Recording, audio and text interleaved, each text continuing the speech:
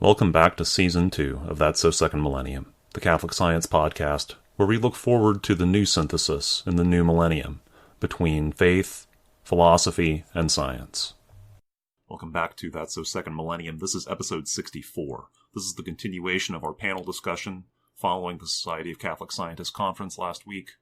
This discussion took place on Sunday, June 9th, the afternoon following the conference.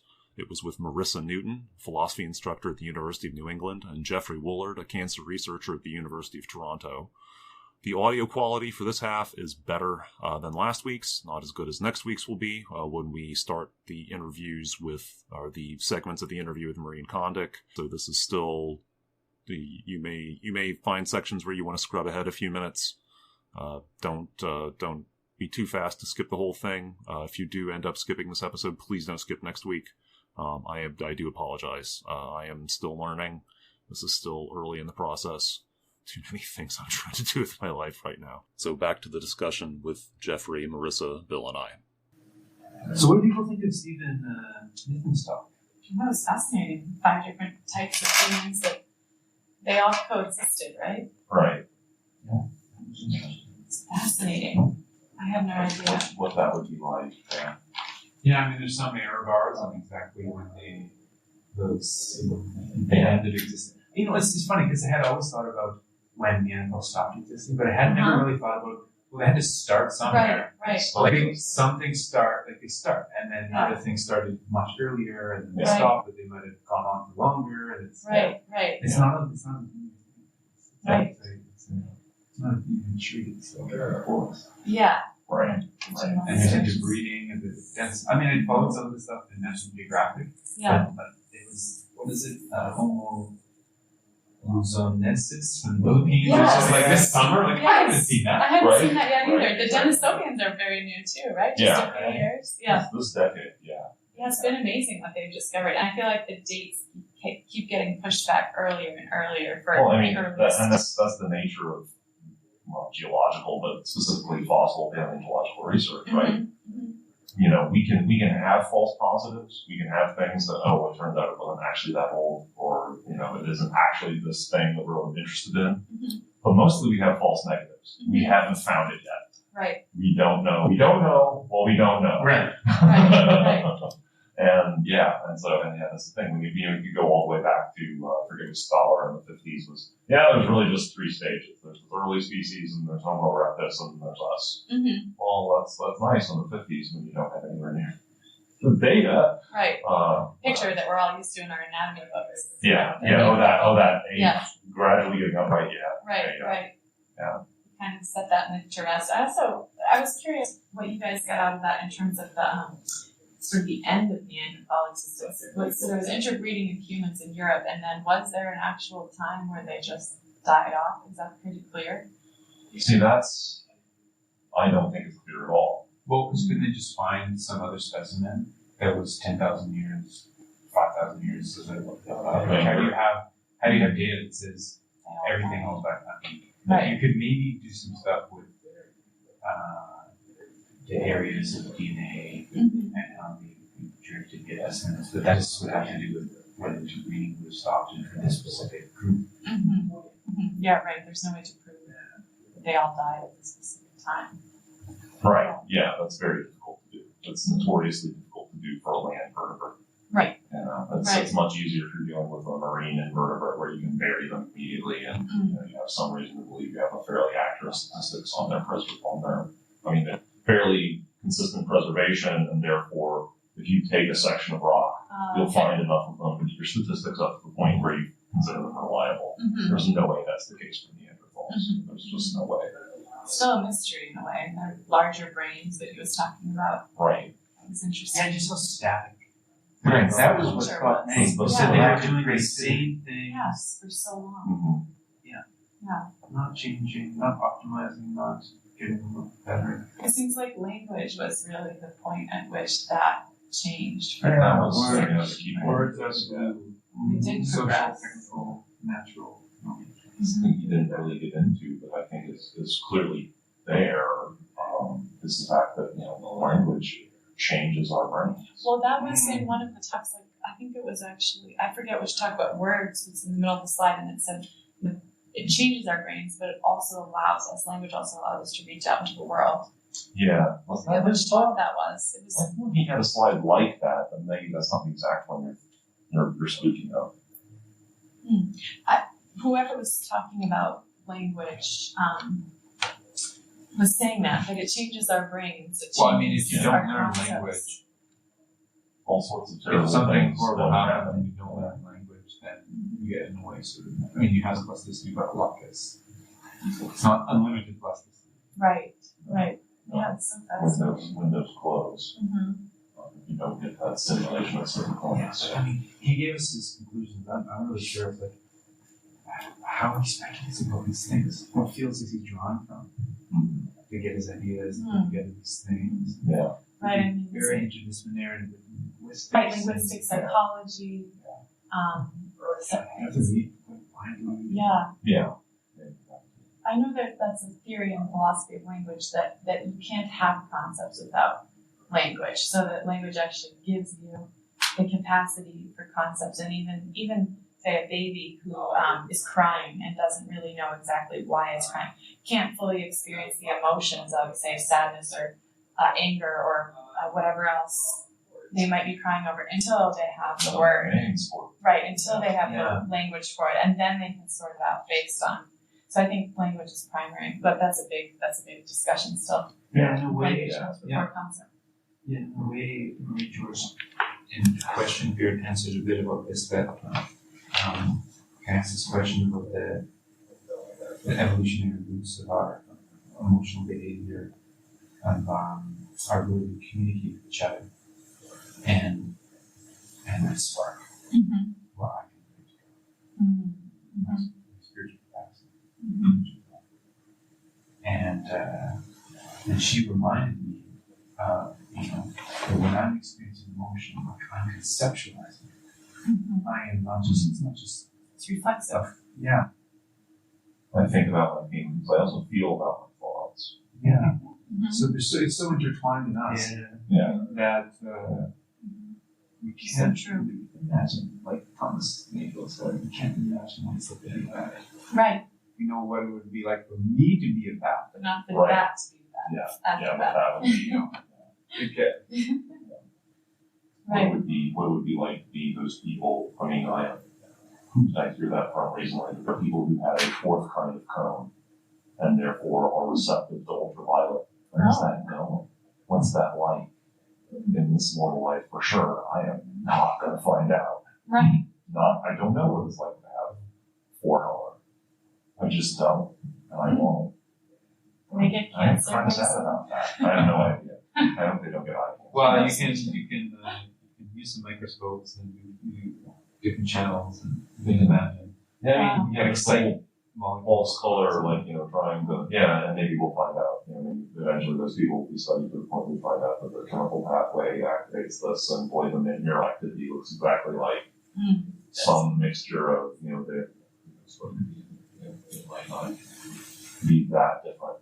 But Yeah, that's subjective dimension of personhood. That's something but that how could you? Yeah, it sure seems like there's a divide you could finally, a frontier you could not finally cross. I just don't know right. what their subjective experience Right. is. Yeah, the inner life. I mean, that's something computers will never have. Right. So you know we went there that much in artificial intelligence. An opening I'm letter curious. by Cardinal. You mentioned some things about artificial intelligence, not technology.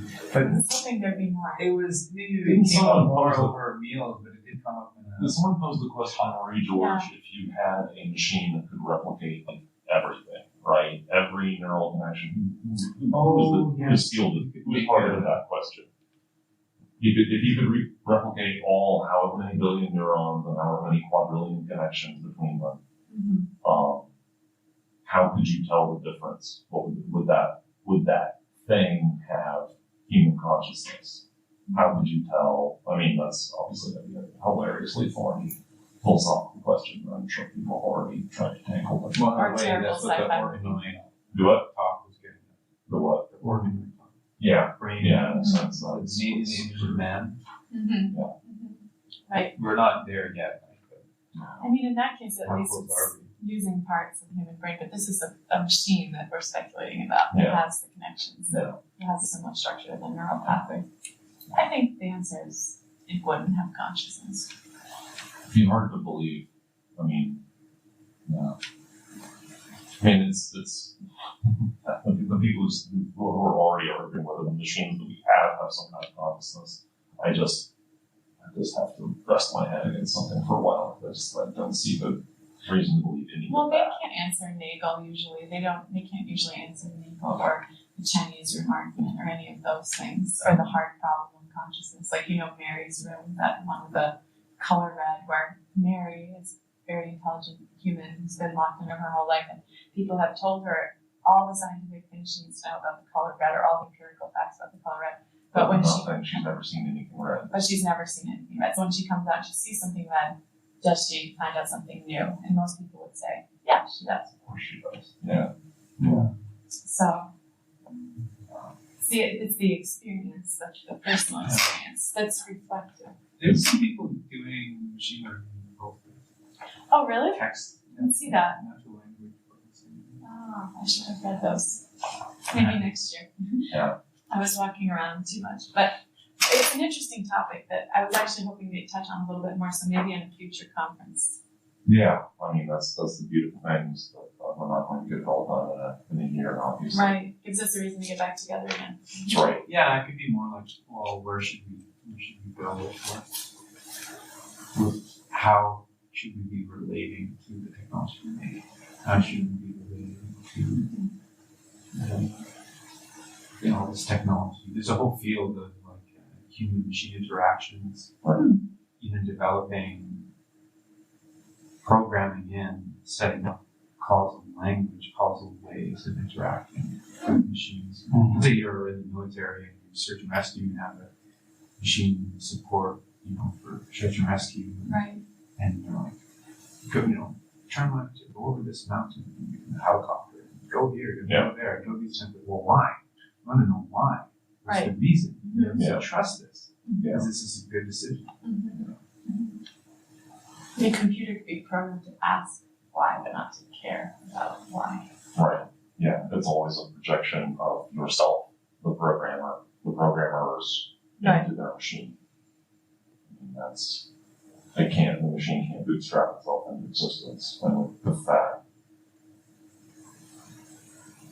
yeah, I mean, that's the thing. There will always be this connection to the original programmer, even if you have this hypothetical world where robots have been building robots for centuries and the last humans died 400 years ago. Yeah, I think there's lots of more down-to-earth, non-science fiction questions that are probably more interesting to discuss, that are maybe less speculative. They have some meat to them. You can make them into research programs and get working. Like what type of questions would you say? The Department of Defense in the States or maybe DARPA is heavily investing in how do humans communicate with each other in certain situations, develop a language to move forward in ambiguity. Just negotiating terms. So how should I interact with this chatbot type thing to recommend how to proceed in a disaster situation? And I would say medical diagnosis. Yeah. Why are you saying that person has cancer? Oh, okay. Interesting. It can't just be only presenting, here's patterns, it has to be in the way that I interact with and check the work, which is the cause. In my opinion. Right. One thing that I gathered from this conference was that, yes, all of these current and future issues have to be discussed and tackled with research programs. I wouldn't, as they say, we shouldn't trust everything to the experts. Yes, let's get the Department of Defense and DARPA and all of these organizations leading research programs. But is there something that we can do to add the extra dimension that thrived here, namely just getting normal folks, lay people, non-scientists, non-philosophers, but people who are hungry for both kinds of insights. Well, it's the funnest people to try to explain things to. Because if you can't do it, then or the person's not getting convinced, you're like, maybe I actually don't know. Right. Maybe I'm just emotionally comfortable with this thing, but I Right. actually don't know how to Right, Yeah. right. Yeah, that's really important. It's That's true. a litmus test. It's true. That's what's fun about teaching undergraduates at a community college too. Yeah, they're You ready have to. to, you have to boil it down to something digestible. Or even upper level undergraduate. Yeah. There's that scene in Margin Call. It's about the stock exchange. Where this is rocket scientist that's in finance now. He's like the head honcho. Explain things to me like you would your grandmother, or just as a dog. Golden retriever. Like he's just That's funny. he's the one person that's making all these calls that actually understands nothing. Right. He's just like a Right. person, business guy, snap decisions. But Yeah. he's not expert. Yeah. That's funny. It's like the emperor has no clothes type of situation. Right. And being a good teacher is different from being a good researcher or writer or It definitely learner. is. Yeah, I mean, I did get awful lot. I understand a great deal about the things that I thought, even the ones that I had actually taken before. Let alone economic geology, that's a short. Yeah, I mean, having to explain it and having to satisfy myself that I was actually giving sufficient reasons for what I was saying. I had never forced myself to articulate it before. Right. Yeah. Your brain fills in a lot of gaps for you when you're not saying things out loud. And then when Uh-huh. you start to say them out loud and teach them, you realize, oh, there's a gap there. I assumed people would know that I meant this, or Right. Yeah. that I think this way. But right, it's a good test of like, do I have solid reasons for this line of thinking? Or do I know much about the opposite point of view from Right. the things I take for granted, the stands and perspectives I take for granted? Mhm. A lot of folks, including scientists, I was hearing this weekend, Right. a lot of them have to admit that, they're experts in the science, Right. but not necessarily experts in both sides of that scientific debate Right. necessarily. And that's humbling, Yeah. but a necessary kind of step toward more conversation, more research, and more solutions, real solutions. And In the world we live in, I mean, we have to be humble. We can't, there are no longer polymaths who can, master, who can be at the edge of multiple. I mean, there are people who are just as flexible as a Renaissance polymath was, but that means that they know 3 or 4 sub-disciplines of biochemistry. yeah, One of the guys on student residency is studying traumatis for friends. Yeah. And he's like, The last his time, prof told him, look, if you want to solve the problems that people solved 150 years or 200 years ago when they worked alone, work alone. But if you want to solve problems that are open today, right? you work in teams. Yes, those people, 'Cause there's- those problems have been solved. Right. The guy with a blackboard or a piece of paper problems have been solved. Yeah. Well, I think I've heard more than once that Poincaré around the turn of the last century was the last guy who contributed significant things to all 4 branches of mathematics. Like you just can't do it. You just can't get to that, to the edge of all 4 of those and make contributions. It's too much. Yeah, there's the whiteboard effect. It's pleasant to be at the whiteboard with people, talking, writing things out, working it out. It is. Then there's that. Things come to mind that for me it would not have Right. If you only have your own mind to bounce things off. afterwards any time to walk it down and work it out. Yeah. But there's a synergy there that comes with being in the poster, people making references. Oh yeah, collaboration I think is so important. I wish there was more of it in academic jobs. I wish there was more collaboration. We have a little group at UNE, we get together and we have a reading group, but I'd like to see more collaboration between the disciplines like the biology and philosophy, physics and philosophy. Maybe I'm biased toward philosophy. I asked PhD student that's a year ahead of me in the same area, different group. I asked her, so what do you think, what would make you more creative? And she said, there's one thing you can do to be more creative is to move your project forward, to talk to more people about this stuff. Basically so just true. explain to them That's what how I'm we doing. are. Yeah. That's how we're structured. Like one of the talks was talking about how relation is at the basis of personhood, and that's how we're structured to be in relation to others. That's where our inspiration comes from. I mean, on a really basic level, we'd probably have no inspiration if we didn't relate to anything, you know. I love that getting that definition of personhood, by the way. It's relation. It was a nice capstone to the conference. It came late in the game, but Yeah, it seems like one of those words that's kind of dying out yeah. in everyday conversation, Mhm. but it's still at the essence of so many discussions. And the idea that, to be a person is to be in relation, Right, and in relation with each other and with God. right. That's very compelling, and it presents you with a kind of responsibility to the other person, because you're in relation with them, and they're in relationship with God just as you are. Yeah. And so, that's a galvanizing sense of accountability that I don't think is commonplace in our culture nowadays. Well, and because research can be kind of individualistic, not maybe Right. among our friends, but among academia, academics at large, we can forget like the value of collaboration, the value of other people's ideas. That's somebody was very frank about losing a better person. Right. And to a degree, that's true. Some part of that's inevitable, but competing with people you see every day, in that team so close, there's something stifling about that. That actually shuts off. Doesn't give you a little boost to not rest on your laurels against that. There's that group across the world, and there's our group. Right. It's something that is toxic. Yeah, I agree. You want to open up the human person, not just open down. Yeah, and you have to supervisors have to know how to organize teams, make projects, And that's something. have synergies, allow people to take ownership. And there's certainly not training for that. In my experience, in science, there's so many things that we seem to be expected to do that we're not trained for.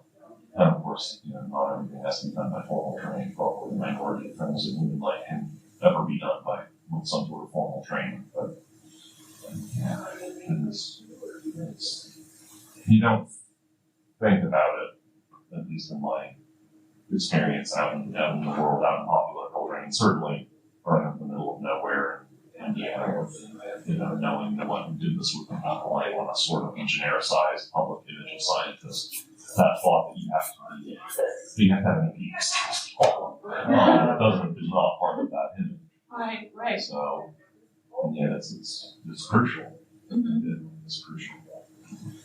Well, when we think of relation and like the Trinity exists like as relation, like the Right. three persons of the Trinity That's the model. in relation to each other. That's how we define them.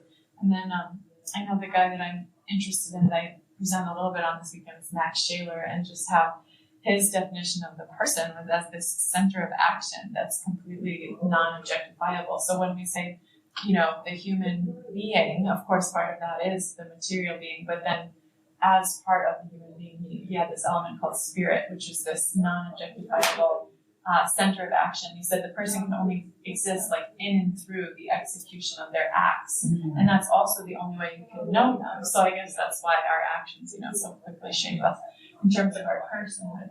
But that's not to deny the material aspects that make all of those acts possible. It's not the ghost in the machine. Right. Right. The Machine and the Ghost. That was Yes, probably that was- one of my favorite Mine songs. was like Connor Cunningham. That's what I What's Connor like. Cunningham The next to Machine and the Michelle? Ghost. Well, he's a phenomenologist. I listened to his talk on YouTube about Husserl last night, so I know he's a phenomenologist, and I think he has a little section on Max Shaler, but I may have dreamed that. I'm not sure. He said tripartite anthropology yesterday, and I got really excited, but. Right? Okay. But That's good to have things that excite us. Yes.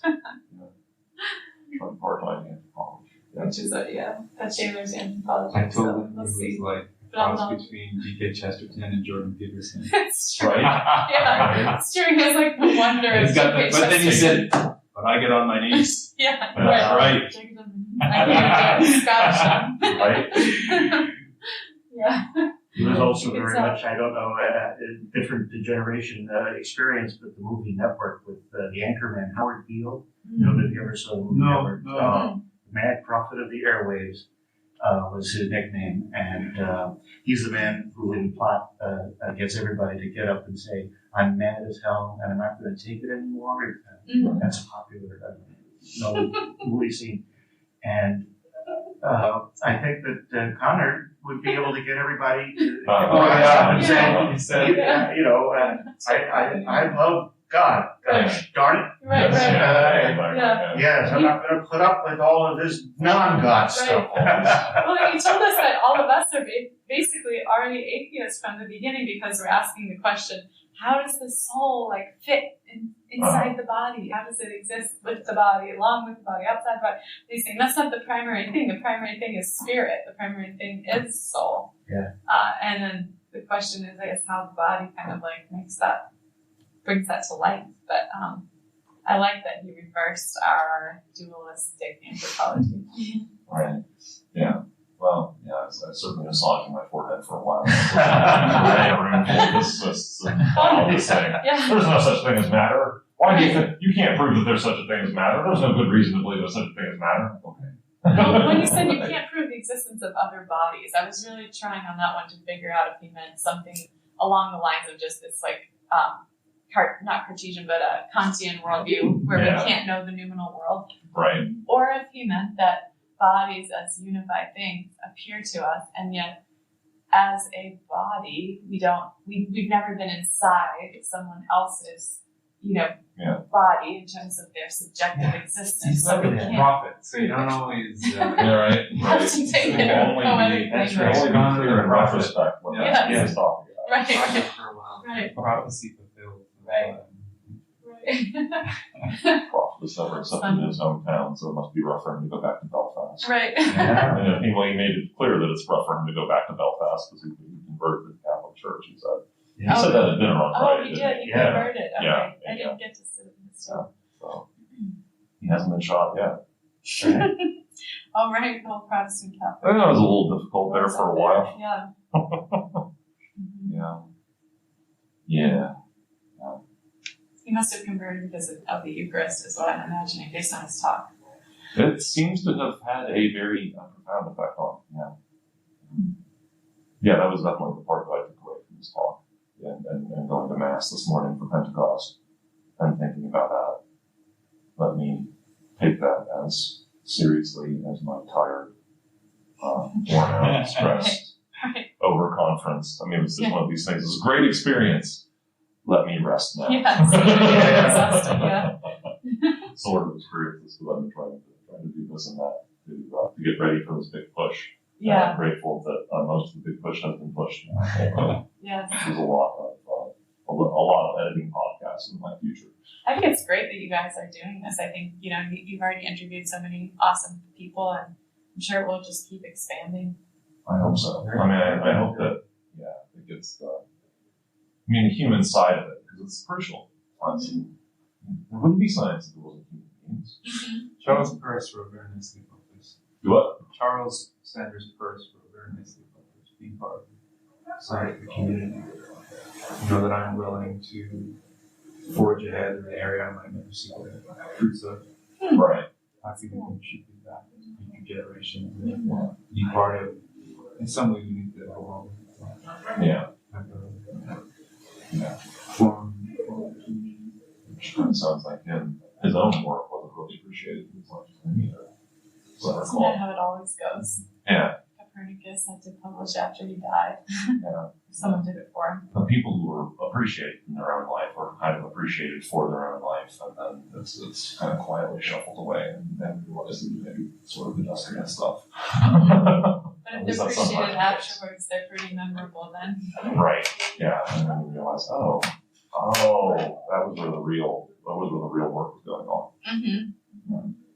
That's so true. Yes. Yes, thank you for doing this. Thanks for letting us be part of it. Yeah. We really. This was great. It was a beautiful conversation, and I will do my best to do it justice in the editing process. Great. If you enjoyed this episode, or it made you think, come on over to That's So Second Millennium's Facebook page and leave a comment or ask a question. We'd love to hear from you.